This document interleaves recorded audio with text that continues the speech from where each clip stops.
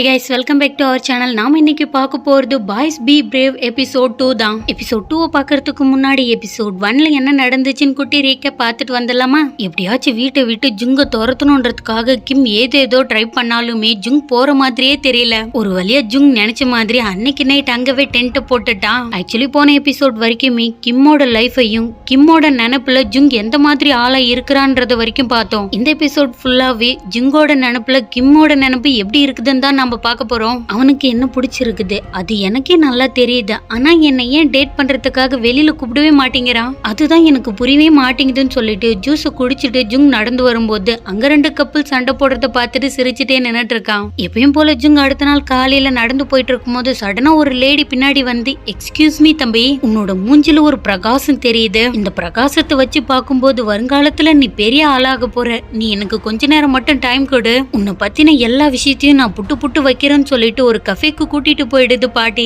ஒரு சில சம்பிரதாய சடங்கெல்லாம் செஞ்ச உன்னோட லைஃப் எப்பவும் போல சூப்பரா இருக்கும். அதெல்லாம் செஞ்சு முடிக்க நிறைய டைம் ஆகும். நாளைக்கு நீ ஃப்ரீயா இருக்கியான்னு கேட்டா ஆமான்னு சொல்லிடுறான். மந்திரவாதி பாட்டியா இருக்கும் போல அது பாட்டுக்கு சூனியக்காரி மாதிரி பேசிட்டே இருக்குது. இவங்க பேசிட்டே இருக்கும் போது வெயிட்டர் லேடி இன்னொரு கேக்கை எடுத்துட்டு வந்து சர்வ் பண்ணது அடனிமே வேகமா எடுத்து சாப்பிட்டுட்டு இருக்கான். சடனா என்னாச்சோ தெரியல, லொக்குன்னு இரும்பவே ஆரம்பிச்சிட்டான். ஏ தம்பி, என்னாச்சு? இத நீ சாப்பிட்டுட்டே என்ன? நீ என்ன போ சோத்துக்கு செத்த மாதிரி எல்லாத்தையும் தின்னுட்டே இருக்க, அதனாலதான் உனக்கு இந்த மாதிரி ஆயிடுச்சுன்னு சொல்லிட்டு பாட்டி கழுவி ஊத்திட்டு இருக்குது. அப்படியே அடுத்த நாள் தெருவுல நடந்து வந்தா இவங்கிட்ட அந்த பாட்டி நேத்து என்னென்னலாம் சொல்லுச்சோ அதே மாதிரி இன்னொரு பொண்ணு கிட்ட சொல்லி அந்த பொண்ணோட கையை பிடிச்சி இழுத்துட்டு இருக்கிறத ஜுங் பாத்துட்டான். அதே ஓல்டு லேடி தான் இந்த லேடி. இப்படிதாங்க என்னோட லைஃப்ல நான் எப்பவுமே ஏமாந்துட்டே இருக்கேன். ஏன்னா யாருக்குமே என்னால நோ சொல்லவே முடியல. என்னோட லைஃப்ல ஒரு இன்ட்ரெஸ்டே இல்லாம ஏதோ வாழணுமேன்னு சொல்லிட்டு வாழ்ந்துட்டு இருக்கேன். அந்த மாதிரி சமயத்துல தான் கிம்ம நான் சந்திச்சேன். அவனோட கையப்புடின்னு சொல்லிட்டு எல்லாருமே கிம்ம சேர் பண்ணிட்டே இருந்தா கிம்முக்கு இது சுத்தமா பிடிக்கல. நான் இந்த பீரை குடிக்க போறேன்னு சொல்லிட்டு கிம் சொன்னதோடனுமே எனக்கு கூட குடிக்கணும்னு ஆசையா இருக்குதுன்னு சொல்லிட்டு அவன் கையில இருக்கிறத புடுங்கி குடிச்சிட்டு இருக்கான். ஜுங் நல்லா குடிச்சிட்டு அங்கவே மட்டையாயிட்டான். சரி ஓகே, இந்த இடத்துல இதுக்கு மேலேயும் நம்மளால இருக்க முடியாதுன்னு சொல்லிட்டு கிம் அங்கிருந்து கிளம்புறத ஜுங் பார்த்துட்டு தான் இருக்கான். கிம் எல்லார்கிட்டையும் நோ சொல்லும் போது எனக்கு எப்படி தெரியுமா இருந்தது, அவனுக்கு என்ன பிடிக்குதோ அதைத்தான் அவன் செஞ்சிட்டு இருக்கான். அதுதான் எனக்கு ரொம்ப பிடிச்சிருந்தது, இன்ட்ரெஸ்டிங்கா இருந்தது. நான் கிம்ம பார்க்க தான் போறேன்னு சொல்லிட்டு தள்ளாடிட்டு நடந்து போயிட்டே இருக்கான். அவனோட ஃப்ரெண்ட்ஸ் பிடிச்சா கூட போயிட்டே தான் இருக்கான். ஏ கிம், நீ ரொம்ப கூல் தெரியுமா, நீ பார்க்கவே பயங்கர சூப்பரா இருக்க, என்னை பத்தி நீ என்ன நினைக்கிறேன்னு கேட்டுட்டு இருக்கான். எனக்கு இவனை பிடிச்சிருக்கிற விஷயம் அவனுக்கே நல்லா தெரியும். ஏன்னா அவன் என்ன பாக்குற அந்த பார்வை, அதுல இருந்தே எனக்கு எல்லாமே தெரியும். என்ன மட்டும் அந்த மாதிரி பார்வையில பாத்திருந்தா நான் எப்பவோ ஓகே சொல்லிருப்பேன். ஆனா அதுதான் இல்ல, எல்லாருமே இப்படிதானே பாக்குறான். இது எல்லாத்தையுமே கிம் ஒரு டைம் நினைச்சு பார்த்துட்டு என்னால முடியாதுன்னு சொல்லிடுறான். ஆனா எனக்கு நல்லாவே தெரியும் நீ என்ன லைக் பண்றேன்னு சொல்லிட்டு இருக்கான். ஜுங், நீ சொல்றது எல்லாமே கரெக்ட் தான், ஆனா எல்லாமே மாறி போயிடுச்சு. நான் உன்னை டேட் பண்றதுக்காக வெளியில கூப்பிட்டு இருப்பேன். நான் ஏன் தெரியுமா உன்னை கூப்பிடவே இல்ல. எனக்கு தெரிஞ்சு நீ நிறைய பேரை டேட் பண்ணிருப்ப, அவங்கள ஒருத்தரா தான் நான் தெரிவேன். ஆனா எனக்கு அந்த மாதிரி இருக்கிறதுல விருப்பம் கிடையாது. நான் அவங்கள மாதிரி கிடையாது, நான் டிஃப்ரெண்டா இருக்கேன். அதுவும் இல்லாம நீ என்னோட டைப்பே கிடையாதுன்னு சொல்லிடுறான். லைட் ஆஃப் ஆக போகுது. கிம், நீ தூங்குறதுக்கு டைம் ஆயிடுச்சுன்னு சொல்லிட்டு ஏஐ சொல்லிட்டு இருக்குது. இத பத்தி மறுபடியும் உன்கிட்ட என்னால பேச முடியல. இன்னைக்கு ஒரு நைட் நீ இங்கவே தூங்கிக்கோ. ஆனா காலையில 7 மணிக்கு முன்னாடியே உன்னோட திங்ஸ் எல்லாம் எடுத்துக்கிட்டு இங்கிருந்து நீ கிளம்பிடணும்னு சொல்லிட்டு அங்கிருந்து போயிடுறான். இந்த கிம்முக்கு என்ன பிடிச்சிருக்குது, ஆனா என்னை ஏன் வெளியில கூப்பிடவே இல்ல. இவன் எதுக்காக இந்த மாதிரி பண்ணான்னு கூட எனக்கு தெரியல.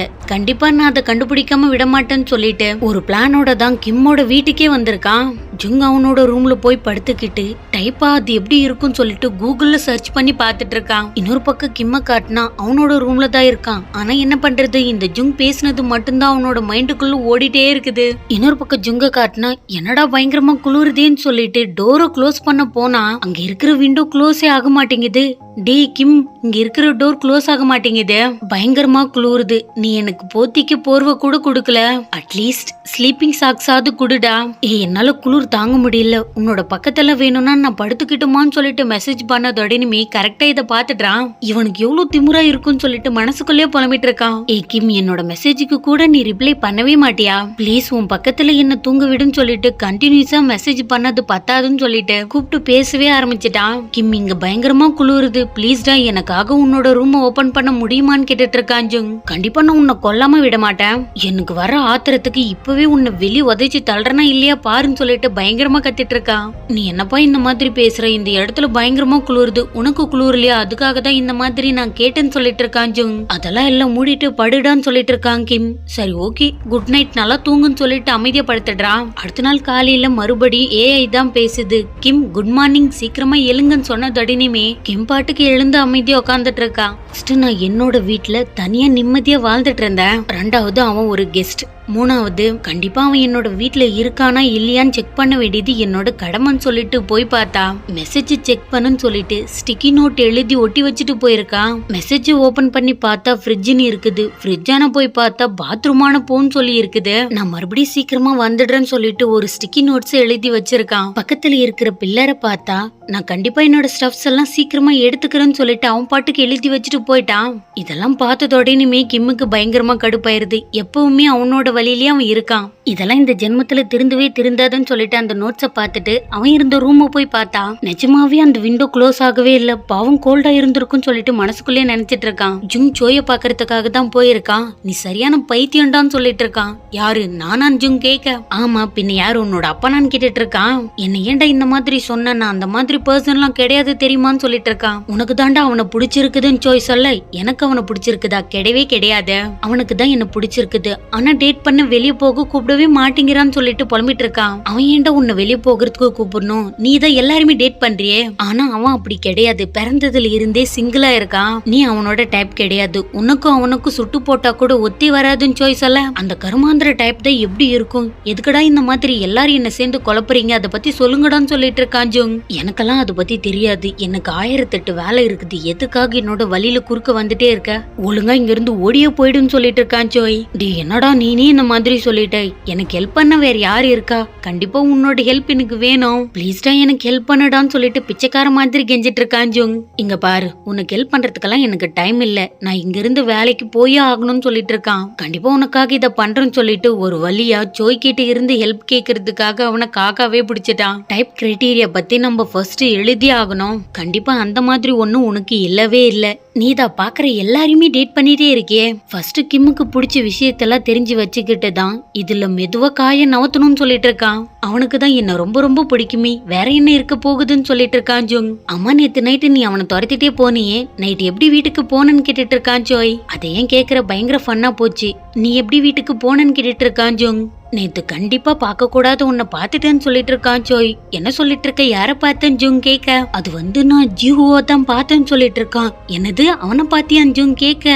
நான் சும்மா கற்பனையில் நினைச்சுக்கிட்டேன். அம்மா நேத்து வாங்கிட்டு போன பார்சல் தான் அது, எதுக்காக மறுபடியும் எடுத்துட்டு வந்திருக்கேன்னு கேட்டுட்டு இருக்கான் ஜோய். ஆக்சுவலி நேத்து வாங்கும் போது உனக்கும் கிம்முக்கும் சேர்த்துதான் வாங்கினேன், இந்த இதை வச்சுக்கோன்னு ஜூங் சொல்ல, எனக்கா இது வாங்கினேன். அம்மா நீ கொடுத்ததோடனுமே கிம் அதை வாங்கிக்கிட்டானான்னு கேட்டுட்டு இருக்கான் ஜோய். நான் கொடுத்த அவன் எப்படி வாங்காம இருப்பான், அவனுக்கு தான் என்ன பிடிச்சிருக்குதேன்னு ஜூங் சொல்ல, இத வாங்கிக்கிறதுல எனக்கு எந்த கில்ட்டியும் கிடையாது ஃப்ரெண்ட், கண்டிப்பா இதுக்கு கைமாறு நான் பண்ணிடுவேன்னு சொல்லிட்டு இருக்கான். இதுக்கப்புறம் உன்னோட வழி பார்த்துட்டு நீ இங்க இருந்து போயிடுன்னு சொல்லிட்டு இருக்கான். அடே நீ எங்கடா போறேன்னு சொல்லி கேட்க. அவனோட டைப் எந்த மாதிரி இருக்க போகுதுன்னு நான் கண்டுபிடிக்க போறேன்னு சொல்லிட்டு இருக்கான். இன்னொரு பக்கம் கிம்ம காட்டினா அமைதியா அவனோட வேலையெல்லாம் செஞ்சுக்கிட்டு இருக்கும்போது சடனா மெசேஜ் வந்துருது. யார்கிட்ட இருந்து வந்திருக்கும்? ஜுங்கு கிட்ட இருந்து தான் வந்திருக்குது.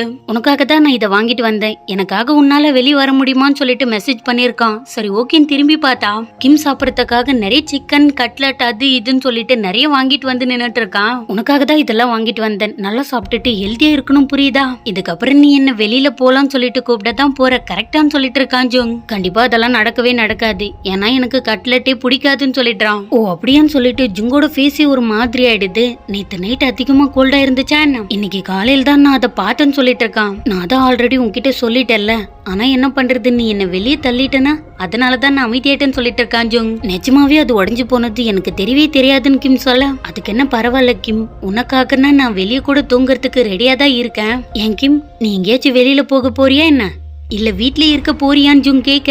ஏன் ஜுங் உனக்கு ஃபீவர் வந்திருக்குதான்னு சொல்லிட்டு தொடலான்னு போறான். ஆனா ஒரு மாதிரி ஆக்வர்டா இருக்கும் போல அமைதியாவே இருக்கான். வா அதை தொட்டு பாருன்னு சொல்லிட்டு ஜுங் என்ன பண்றான்னா கிம்மோட கை பிடிச்சு அவனோட நெத்தியில வச்சுக்கிறான். ஐயோ ரொம்ப ஹாட்டா இருக்குது, உனக்கு ஃபீவர் தான் வந்திருக்குது, நேத்து நைட்டு நீ என்னத்த சாப்பிட்டேன்னு கேட்டுட்டு இருக்கான். ஃப்ரிட்ஜ்ல இருந்த பனானா மில்க தான் நான் குடிச்சேன்னு சொல்லிட்டு இருக்கான். அடே எதுக்கடா இந்த மாதிரி பண்ண, அது எக்ஸ்பைரி ஆகி 6 மாசம் ஆகுது, ஸ்டொமக் அப்செட் ஆகுற மாதிரி இருக்குதா? உனக்கு எப்படி இருக்குது அதை பத்தி சொல்லுடான்னு கேட்டுட்டு இருக்கான் கிம். ஆமா நீ சொல்ற மாதிரி தான் இருக்குது, வயிறு வலிக்குது, ஆர்ட்டும் வேகமா துடிக்குது, என்ன பண்றதுன்னு கூட எனக்கு தெரியலன்னு சொல்லிட்டு இருக்கான். கண்டிப்பா உனக்கு மெடிசன் கொடுத்தே ஆகணும், உனக்கு என்ன வேணும் அதை மட்டும் சொல்லுடான்னு சொல்லிட்டு இருக்கான். ஃபீவரா இருக்கும்போது எனக்கு சிக்கன் சாப்பிட ரொம்ப பிடிக்கும்னு சொல்லிட்டு இருக்கான் ஜுங்.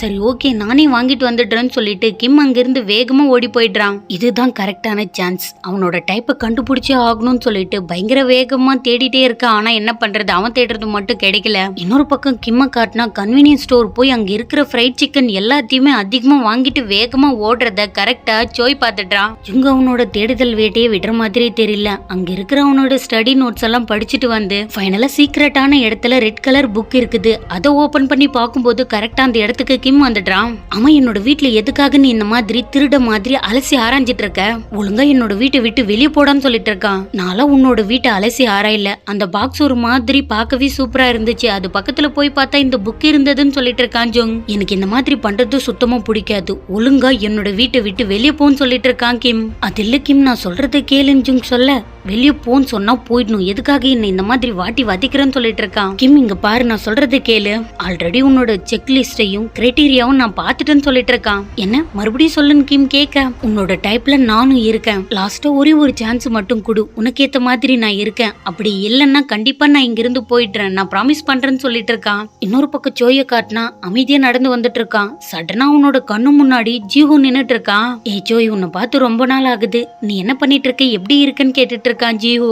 ஜீஹு இது நீனா, நான் நல்லா இல்லன்னு சொல்லிட்டு ஒரு மாதிரி வெறிக்க பாத்துட்டு இருக்கான். இன்னொரு பக்கம் கிம்மோட வீட்டுல காட்டினா ஆல்ரெடி நீ ஃபெயில் ஆயிட்டேன்னு கிம் சொல்ல, ஆனா உன்னோட டைப் லிஸ்ட வச்சு பார்க்கும்போது நான் இன்னும் வரைக்குமே அதுல அலைவாதான் இருக்கேன். ஏ கிம் இப்ப வரைக்குமே நீ என்ன பொறுத்துக்கிட்ட, எனக்கு ஒரே ஒரு வாரம் மட்டும் டைம் கொடுடா, அதுக்கப்புறம் நீ என்ன நாளைக்கு வெளியில போ சொன்னா கூட நான் போறேன், நீ எப்படி அவ்வளவு சீக்கிரமா என்ன ஃபெயில் பண்ணலாம், ப்ளீஸ் என்ன புரிஞ்சுக்கோன்னு சொல்லிட்டு கான்ட்ராக்டை எழுத ஆரம்பிச்சிட்டான். இதுதான் அக்ரிமெண்ட், இது எப்படி இருக்குது, ஃபர்ஸ்ட் ஒரு வாரத்துக்குள்ள உன்னோட டைப்பை நான் கம்ப்ளீட் பண்ணிட்டேனா வெளியில டேட் போறதுக்கு நீ என்ன இன்வைட் பண்ணணும், ரெண்டாவது நான் மூவின் பண்ணணும், மூணாவது நீ சைன் பண்ணணும்னு சொல்லிட்டு இருக்கான். இது எல்லாத்தையும் நீ தான் சொன்ன, கண்டிப்பா நான் சைன் பண்றேன், இதெல்லாம் நடக்கலன்னா நீ நாளைக்கு வெளியே போயிடணும்னு சொல்லிட்டு சைன் பண்ணிட்டு அங்கிருந்து போயிடுறான். என்னதான் ரெண்டு பேருமே ஆளுக்கு ஒரு பக்கம் இருந்தாலுமே கிம்மோட நினைப்பு ஃபுல்லா ஜுங் மேலதான் இருக்குது. சரியான பைத்தியம், என்ன பண்ண போதுன்னு கூட எனக்கு தெரியலன்னு புலம்பிட்டு இருக்கான். இன்னொரு பக்கம் ஜுங்க காட்டினா கிம்ம நினைச்சதோடனுமே அவனோட இதையும் வேகமா துடிக்க ஆரம்பிச்சிருச்சு. என்னடா இது வியடாவே நடக்குது, அதுதான் புரியல, இதுதான் லவ்வா இருக்குமோன்னு சொல்லிட்டு தனக்கு தானே புலம்பிட்டு இருக்கான். இன்னொரு பக்கம் சோய காட்டினா ஃபர்ஸ்ட் பார்க்கும்போது அவனுக்கு டவுட்டா தான் இருக்குது, ஃபைனலா ஜீஹுவை கன்ஃபார்ம் பண்ணிக்கிறான். நாளைக்கு நான் உன் கூட தான் தூங்க போறேன்னு சொன்னதோட இனிமே ஜோய்க்கு ஒரு மாதிரி ஆயிடுது. இதோட இந்த எபிசோட் முடியுது. தேங்க்ஸ் ஃபார் வாட்சிங், லவ் யூ கைஸ்.